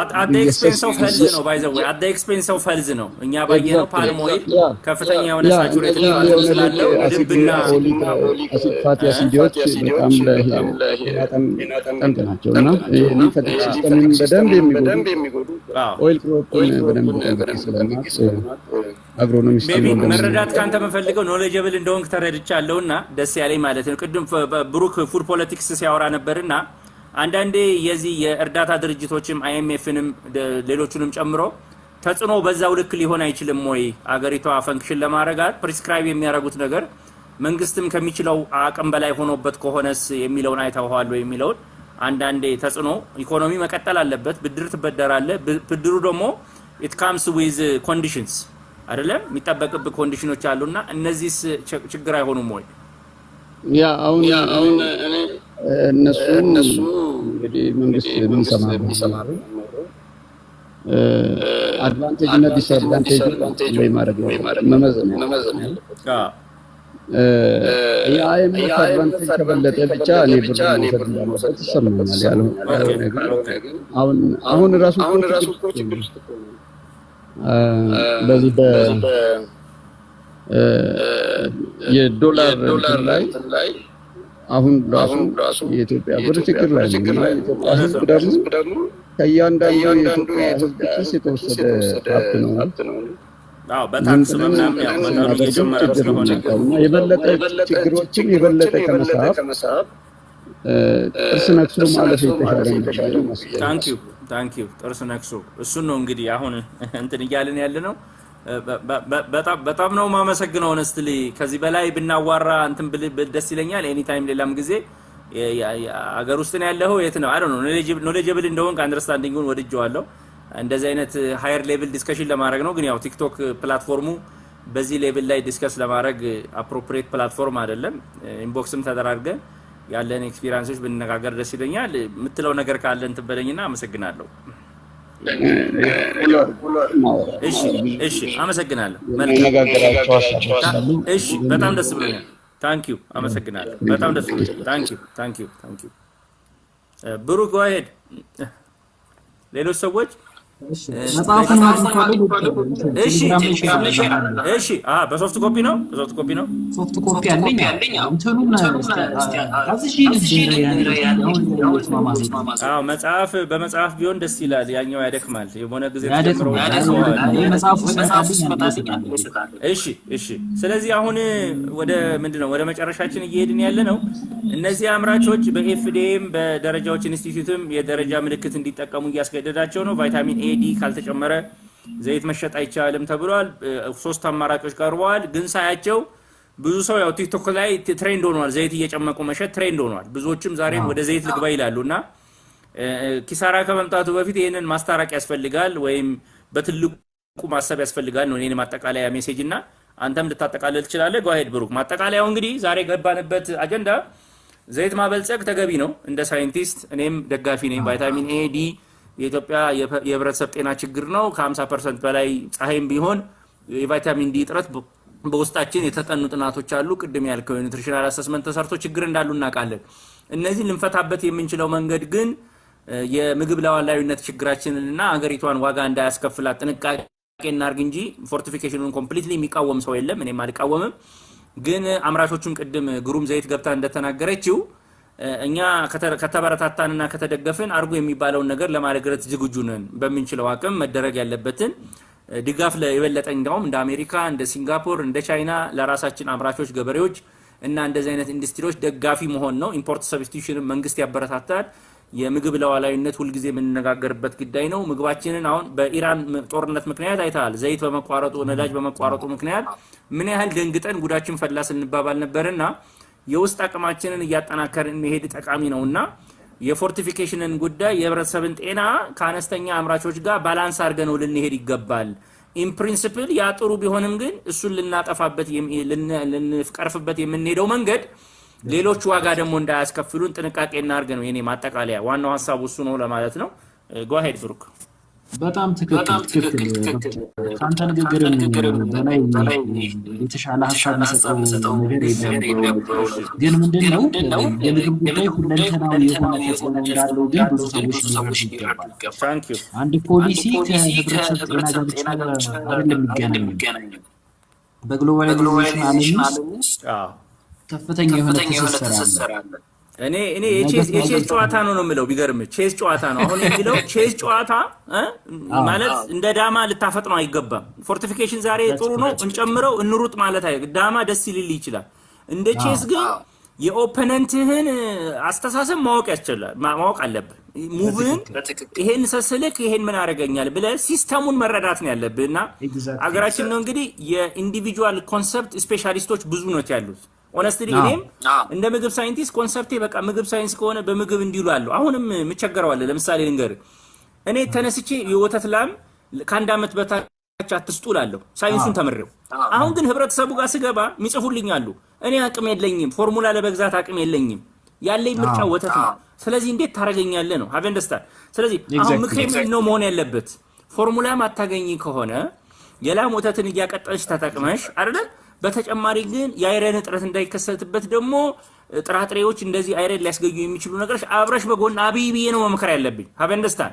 እኛ አሁን ሳይንሳችንን ነው እየመከርን ያለነው። ፕሪስክራይብ የምናደርገው ያጠናነውን የተማርነውን ነው። ወደ ህብረተሰቡ ኮንቴክስት ግን ማምጣትና በህብረተሰቡ ልክ መስፋት የኛ የባለሙያዎች ድክመት ነው ብዬ ነው ማስበው ሀቨንደስታር። እንደወረደ ነው ነገሮች የምንቀበላቸውና እኔ አሁን ገብቼ ባየሁት ማለት ነው ከላም ወተት ጋር ተያይዞ ህብረተሰቡ እኔ ደሃ ነኝ ልገዛ የምችለው የክራይ የላም ወተት ነው፣ አንተ ደግሞ ከአንድ አመት በታች አትስጣልክ። እሺ እስከ 6 ወር ጡቴን ልስጠው፣ ከ6 ወር በኋላ ግን ምን ላጥባው ሀቨንደስታር፣ ምን ላብላው፣ ወተት መስጠት አለብኝ አቅም የለኝም ይላሉ። ስለዚህ እኛ ባለሙያዎች ከመከልከል ውጪ ያለፈ ይሄ ችግር አለው ብሎ ሳይንሱን እውነታው መናገር እንዋሽ እያልኩ አይደለም። ብትቺ ካለሽ አቅም ይሄንን ተጠቀሚ፣ ጡት ተጠቀሚ፣ ፎርሙላ ተጠቀሚ። ቀጥሎ ካልቻሽ ግን ላም ወተት ስትጠቀሚ በዚህ መልክ አርገሽ ተጠቀሚ ብለን ነው መምከር ያለብንና ብዙዎቻችን ጋር እንደ ባለሙያ እያጣን ያለነው ችግር እሱ ነው። በመሰራቸው ኮንቴንቶች ውስጥም ብዙዎች ገብተው የሚቃወሙኝን ካስተማይዝ አድርጌ ነው መመክረው። እኔ ይሄ ፋንሲ የሆነ ምክር አልመክርም፣ ለኢትዮጵያ የሚመስል ምክር ነው መመክረው።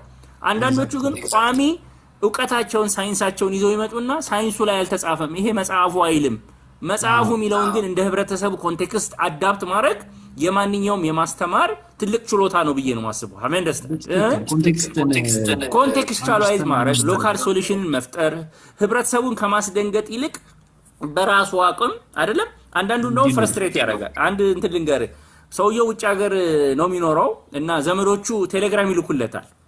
ከዛ ደብዳቤውን ከፍቶ ሲያነበው አባት ታሟል፣ እናት እንዲሆናለች፣ አጥሩ ፈርሷል ምናምን ሲለው ደብዳቤውን ቀዳዶ ጣለው።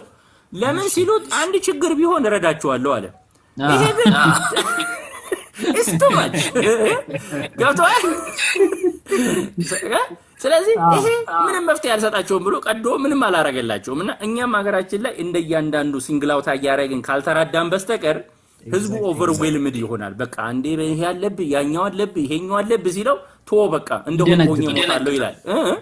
ይደነግጥና የበለጠ ሸመተ ነው።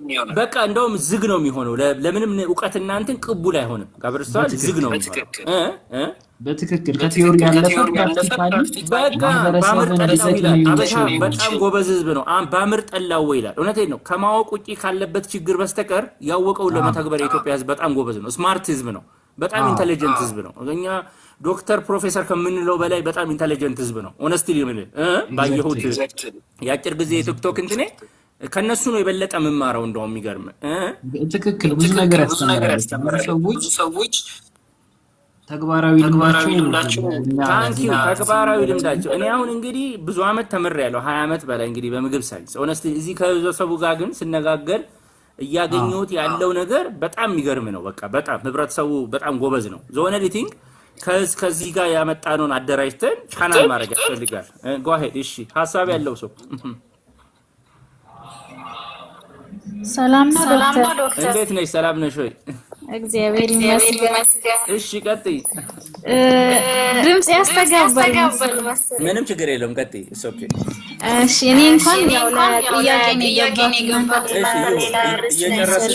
እየጨረስን ስለሆነ ላስተናግድሽ እችላለሁ። አሁን ችግር የለውም ቀጥይ። እሺ ያኔ ጥያቄ ያው ጡቴ እንደበፊቱ አይደለምና ከስንት ጊዜ በኋላ ልጄ 8 ወር ሆኗታል።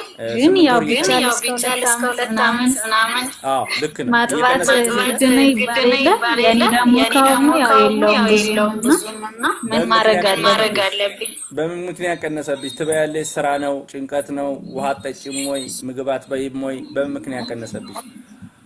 ያው ውሃ መጠጣለሁ ባይሆን እኮ መቼም ፈሳሽ ስለሆነ ጡት ለማግኘት አንዱ ችግራችሁ እንትን አለመጠጣት ነው። ውሃ ቶሎ አጥቢ ከሆንሽ ያው 80% የሚሆነው ጡት ከውሃ ነው የሚሰራው። እኛ በሰው ብቻ ሳይሆን ላምም ምናምን ስናስተምር በቂ ወተት ውሃ ካልተሰጣት ማምረት አትችልም። ምግብ ብትበላ ብትውል በቂ ውሃ ካልተጠቀመች ብዙ ውሃ መጠጣት ይፈልጋልና አንዱ ውሃ ችግር ከሆነ ነው። ከዛ ምግብ ደግሞ በትክክል ራስሽንም እየመገብሽ ከሆነ ከስራ ጋር እና ደግሞ ልጁ ሌላ የምትሰጪው ነገር አለ ከጡት ውጪ? አይ ከምግብ ውጪ ወተት ምናምን ትሰጪዋለሽ? የላም ወተት ወይስ ሌላ ነገር? ወተት ሳይሆን እሺ እርጎ እኮ ፈሳሹን የሚያገኝበት ሌላ ነገር አለው ካንቺ ውጪ? ካንቺ ውጪ ፈሳሽ ነገር የሚያገኝበት ነገር አለው? ያው እርጎና ውሃ ብዙም አጠጣልኝ ግን የተወሰነ ያው እንድጠጣ አረጋታለሁ። እሺ ውሃው በራሱ ትንሽ ቢሆን ጥሩ ነው፣ ሆዷ እንዳይሞላ ማለት ነው። መጠባቱም ግዴታ ነው። ማስጠባቱን ከተውሽ ልጅቷ ካልነካችው እየቀነሰብሽ ነው የሚሄደው። ስለዚህ አሁን ያልኩሽን ነገሮች አርጊና እንትን በይ በቻልሽው አቅም እንግዲህ። እሺ ሁለት ጥያቄ። ዋናው ግን ምግብ ነው። 8 ወር ምግብ ላይ የሚተኮርበት ወቅት ነው ከሁሉ ነገር በላይ። እሺ እሺ ቀጥይ። ሁለተኛ ጥያቄ ደግሞ ያው ከ6 ወር በኋላ ሾይል ይሰጣል የሚል ሰምቻለሁ እና እስካሁን ያንን ነገር ይኖራል ከዚህ በኋላ መጣት ይችላል። ምንም ችግር የለውም። ከአንቺ ባይገባይ ፊሽ ኦይል ውስጥ ያለው እናት ጡት ወተት ውስጥም አለ፣ በተወሰነ መልኩ ምግብ ውስጥም አለ። የበለጠ ለማጠንከር ነው የምትሰጫትና አታስቢ፣ ምንም ችግር የለውም። አሰጣጡ ግን እንዴት ነው አሉሽ? ፊሽ ኦይሉ በማንኪያ የሚሰጥ ነው ወይስ በምንድን ነው? እንዴት ነው ጠይቀሻል? ፋርማሲ በምን አንዳንዶቻችሁ እንዴት እንደሚሰጥ ስለምታምታቱ ብዬ ነው። ጠይቀሻል? አይ አልጠየኩም።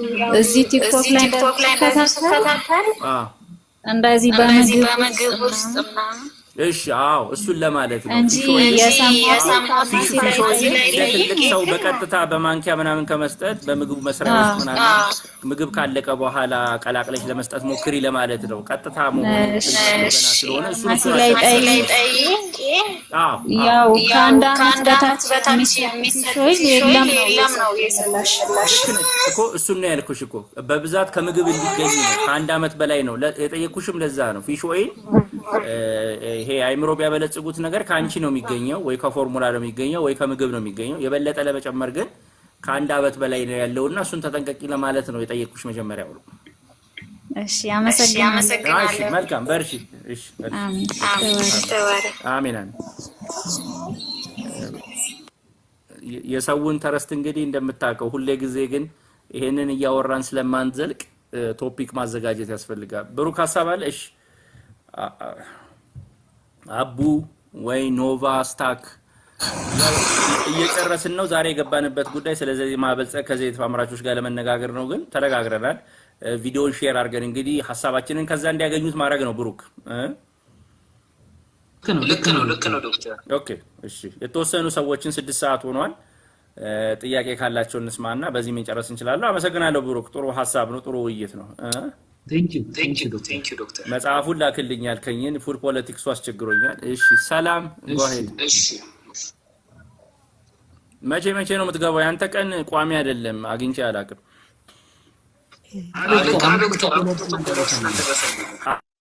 ነው እንዴ? አሃ በዛኛው ነው የምትጠቀመው? ስፔሲፊክ ቀንህን አላወቅኩትም።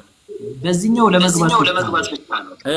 እሺ ለዛ ነው አላውቅም። አንዳንድ ቪዲዮዎች አይና የላይቭ እየመሰሉ ለካ ሪከርድድ ቪዲዮ ናቸው። እሺ ሪከርድ ኦ የመሰሉ ለካ ሪከርድድ ቪዲዮ ናቸው።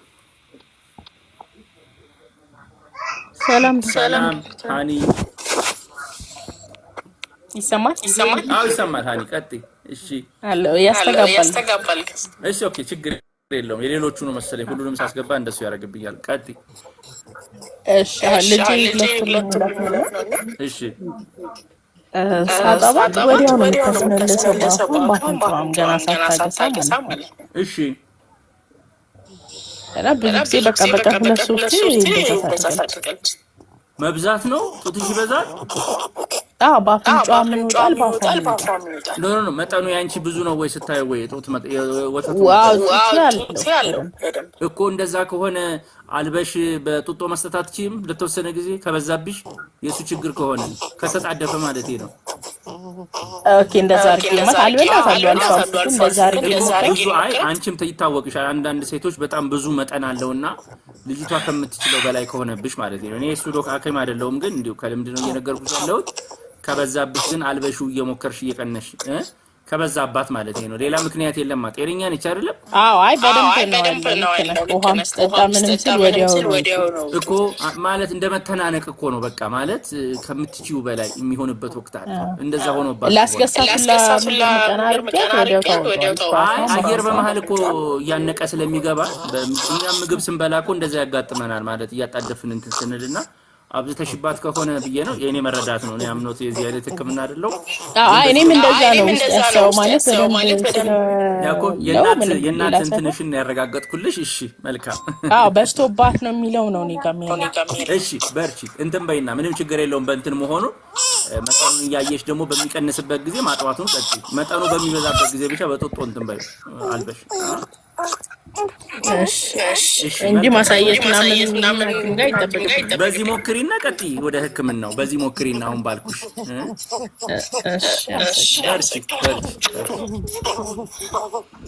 ሰላም ዶክተር፣ እንዴት ነሽ? ቀጥይ። እሺ ሰላም ነሽ? እግዚአብሔር ይመስገን። እሺ ሰላም ነሽ? የምታወሪው ማን ነው? ሰላም ነሽ? አዎ ነኝ። እሺ ቀጥይ። እሺ 5 ወር ሆኖና አረንጓዴ ነው። አረንጓዴ ይሆናል። ያጋጥማል። አይ ችግር የለውም። ያጋጥማል።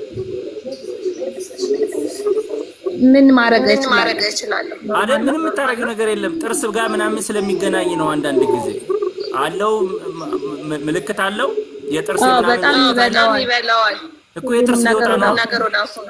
አይ ጥርስ የሚበላው በቃ ጥርስ ሊወጣ ሲል እንትን ይለዋል እና ካካ አረንጓዴ ይሆናል። እኔ 3 ልጆች ስላሉኝ እንግዲህ እኔ እንደ ሐኪም አይደለም እዚህ ያማከርኩሽ ያለሁት እንደ አባት ነው። ገጥሞኝ ስለሚያውቅ ነው። ለምጄዋለሁ። የመጀመሪያሽ ነው? አይ ሁለተኛ እኮ ያጋጥማል። አረንጓዴ የሚቀየርበት ጥርስ የሚበቅልበት ወቅት እንደሆነ እረዳለሁ። ከዛ ውጪ ካሳሰበሽ እንትን ማለት ትችያለሽ። በዚህ እዩ ጥርሱ ላይ እስከምትወጣለት ነው። እሺ ስለሆነ ሐኪም ወተት ሆነ ምናምን ብለው ነበር። ስለሆነ ልቀጥል። ምን ትጠጫለሽ? ወተት ብለው ጠየቁኝ። ምን አይነት ወተት ነው የምትጠጪው? የላ የላም ወተት ግን አቁሜ ለውጥ የለው እኮ እኔ ከጥርሱ ጋር ያያያዝኩት እንግዲህ ከኤክስፒሪየንስ ነው። አሁን ባልሽው እንትን በይና ትንሽ ጊዜ ወተት ብትወይ የካልሲየም እጥረት በአንድ ጊዜ አይከሰትብሽም። አንቺ ከሌሎች ነገሮች ማግኘት ትችያለሽ። ለውጡን ሞክሪና እነሱንም እኔ የሚያልኩትን ሞክሪና አንዱ ሊሰራ ይችላል። ሌላ ይባሰል። ሌላ ደግሞ ላስጀምረው። አሁን ስንት ሆነው? 5 ወር። አይ 6 ግቢ ምን አታደፈሽ። በኋላ መሰልቸቱ እኮ አይቀርም። እሺ ምን ጡት ነው የምትሰጪው? ጡት ብቻ ነው። ስለዚህ ይጠቀምበት እድሉን። በኋላ ማያገኘው እድል ስለሆነ እድሉን ስጪው። እሺ ዶክተር በርቺ። እሺ መልካም አመሰግናለሁ። እሺ ሰላም ዶክተር እንዴት ነሽ? ቀጥይ። እሺ ነሚራ ደህና ሰላም። አመሰግናለሁ። እሺ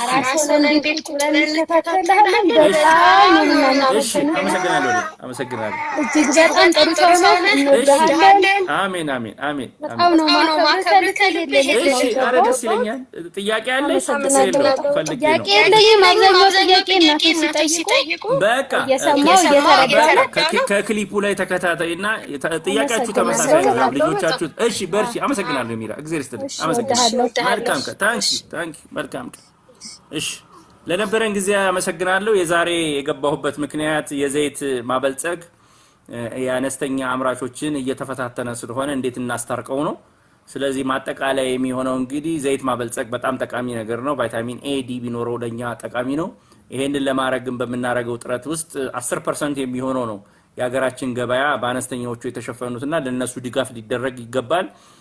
ሼራቸውም ከ10% ወደ 50% የሚያድግበትን መንገድ በባለሀብቶችም በምርታማነትን በመጨመር ልክ እንደ ስንዴው የእህል ዘሮቻችንን ሰሊጥ፣ ኑግን፣ ኦቾሎኒ፣ ሶያቢንን በማብቀል የዘይት ምርቶቻችንን በአገር ውስጥ ማምረት አለብን ብዬ ነው ማስበው። ስለዚህ ይሄንን ለማድረግ ሌሎቻችንን መጨፍለቅ የለብንም።